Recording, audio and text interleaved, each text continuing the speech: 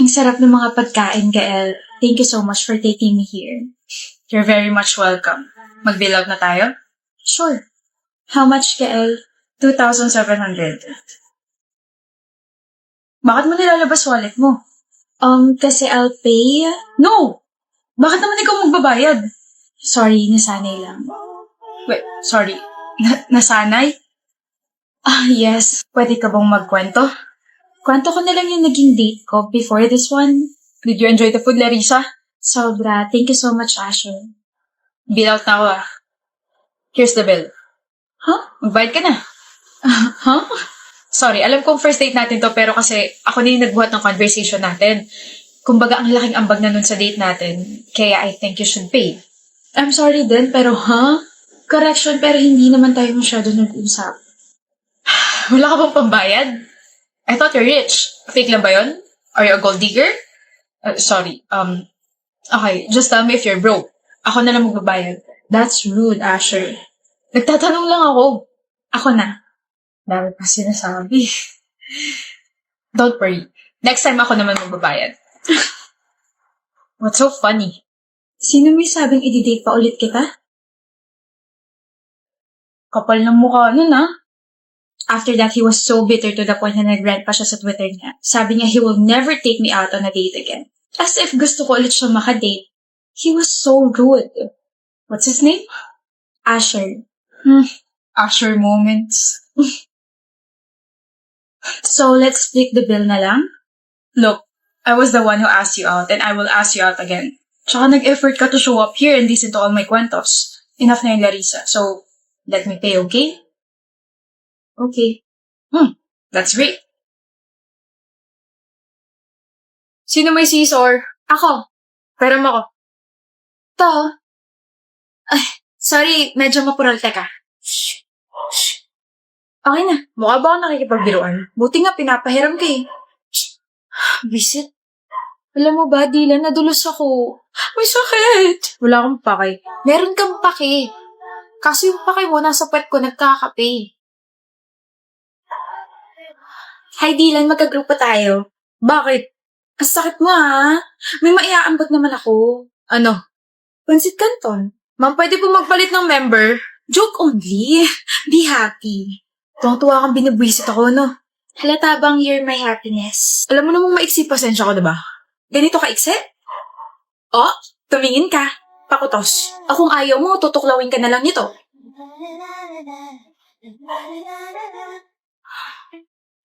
Anong ginagawa mo? Natutunaw ako. Grabe ka naman kasi tumitig. Baka isipin ko, may crush ka na sa akin. Sige ka. Delikado yan. Paano kung meron? Anong gagawin mo? Eh di hindi ka natutuklawin itong kamay ko. Labi ko na lang tutuklaw sa'yo. Lakas talaga ng tama mo. Sa'yo? Oo. Kaso paano yan, Dylan? Ano? Sabi kasi ni Derek, hindi pa raw ako ready for mature roles. Sweet-sweet lang daw muna, ganon. Sira ulo. Tama ka. Sira niya yung ulo ko sa'yo. Sirain mo na rin pati puso ko. Sa'yo lang ako magiging flagpole. Gusto mo sirain ko na rin grades mo, Penelope? Pwede naman kita hindi isama sa grupo, total puro ganyan ka.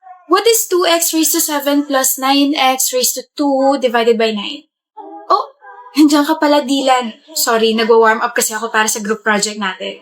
May silbi kasi ako bukod sa pagpapasaya sa'yo. Excuse me, 7 She's unbelievable. Nakalimutan niya na yata ang English yung subject ngayon at hindi math. Diyan na rin naantok ako. Anong gagawin ko? Pwede bang humilig sa balikat mo? May desk ka naman, Shelo. Gagawin mo pa akong una. Mga ngali kasi bato ko. No. Nga pala, alam mo ba inaasar tayo ng mga blockmates natin? Ha? Sabi bagay daw tayo. Tao tayo. Pauwi ka na, Janelle? Oo, may inaantay lang. Boyfriend mo? Yup. Bakit ikaw ang nag-aantay sa kanya? Dapat siya ang nag-aantay sa'yo. Kung ako siya, hindi ko gagawin yun. Sabay din ba kayo bukas? No, maaga uwian niya. Kung ganun, pwede bang tayo na lang sabay umuwi? Hatid kita sa bahay niyo. No. Dali na. Ang word kasi parang, I need to protect you. Tsaka nababother talaga ako na pinag-aantay ka ng boyfriend mo. Ayaw mo nun? Blockmate mo na nga ako, may kasabay ka pa. Weird din na sinasabi mo sa akin yan nababother ako kasi kanina ka pa nangungulit. Bakit bang sungit mo? Kasi may boyfriend ka? Wala namang mali siya. You can take no for an answer? Uncomfy ako around you, ayan sinabi ko na. Baka pwedeng tigilan mo na ako. Arte mo ah. Oo, maarte talaga ako. Ako na nga nag-i-insist na ihatid ka. Nag-iinarte ka pa? Hindi mo ba alam na ang dami naghahabol sa akin tapos tatanggihan mo lang offer ko? Ang dami may gustong kasabay ako pa uwi. Tapos ikaw naman na hindi kagandahan, gaganyanin ako. Hindi ko alam eh, sino ba umahabol sa'yo? Mga tanod? Nakakatawa yun ha? Nakakatawa yun? Medyo. Gusto mo bang mapahiya? Aray! Ay, sorry. Mukhang ikaw na yung napahiya. Sino ka ba ha? King. Boyfriend ni Janelle.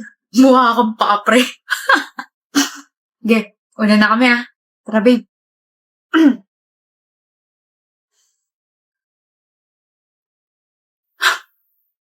Hindi ka nakarebat dun ah. Tigilan mo na kasi. Halata namang mas pogi yun kaysa sa'yo. Tigilan mo nga ako. Easy. You snitch? Bakit mo naman ginawa yun, Debbie? Yung ano, inggit na inggit ka talaga sa akin, no? Yung ano nga? Mitch, hindi ako manghuhula para hulaan yung tinutukoy mo. Nakipaghiwalay sa akin yung boyfriend ko kanina. Bakit mo naman sinabi sa kanya na may kasama ko ibang lalaki kagabi? Huh? Ikaw lang yung pinagsabihan ko noon. I trusted you, you snitch. Teka nga, we're best friends for almost 7 years now. I can't believe you just betrayed you. Mitch! Well, simula pa lang naman nung una, alam ko na may pagtingin ka sa boyfriend ko. Tama nga yung instinct ko na malandi ka. Sa tingin mo ba magugustuhan ka niya? Hindi. He'll despise you kapag nalaman niya na ikaw yung may dahilan kung bakit namatay yung parents mo. Mamamatay tao. Do you realize that you're overstepping the line already? Wala akong pake. Malandi ka. Hindi ko tinotolerate yung ginawa mong panluloko sa boyfriend mo, but I'm sorry to disappoint you because I haven't told him what he did last night. Sa tingin mo ba maniniwala ako sa'yo? But she's really not a snitch. Roy, tsaka totoo yung sinabi ko kanina na nakita kita na may kasama ibang lalaki kagabi. I was about to tell him now, but to my surprise, he already knew. Malapit na ako sa bahay niya when I asked you last night kung nasan ka kasi bibigay ko yung pasalubong na binili ko para sa'yo. Pero sabi mo, nasa bahay ka na kaibigan mo kasi gagawa kayo ng project. Pero nakita kita na lumabas sa kotse ng isang lalaki tapos sinalikan mo siya. Roy, sabihin mong mali yung nakita ko. You planned all of this. Tanda mo to, Mitch. Cheating is a choice and karma is merciless. Okay? You didn't just lose your boyfriend for 2 years and your best friend for 6 years. You lost everything, including yourself. Where the hell is my coffee? Ay, coffee! I never believed in love. Yung linya mo, Juril. Ha? Yung linya mo, sabihin mo na nag-aantay na si Ma'am.